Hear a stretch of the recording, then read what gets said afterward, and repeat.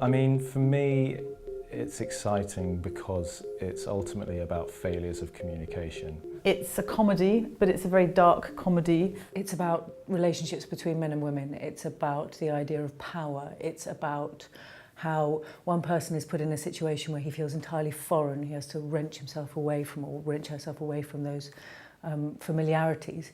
But because we're looking at it in a sound studio about people making sound for a film, we have a kind of filter, a distance to watch these themes develop. So it's set in the 70s and it's a dubbing studio in Italy, and strange and wonderful things are going on in there.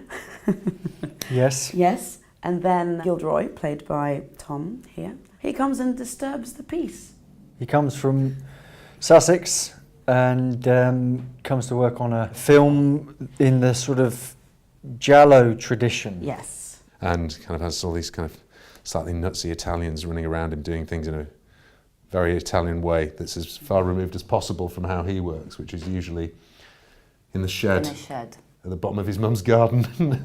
In Dorking. In Dorking.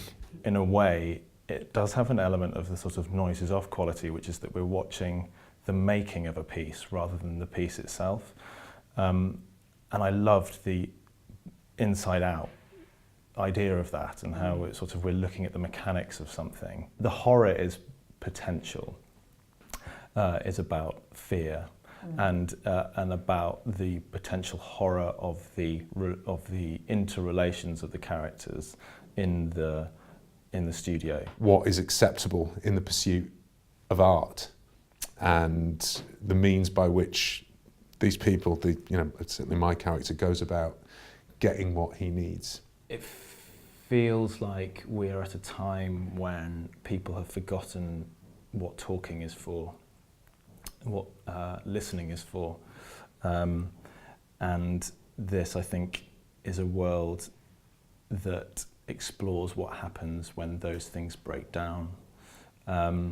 So in that sense, it's a quite topical look at how communication failures rob us of agency.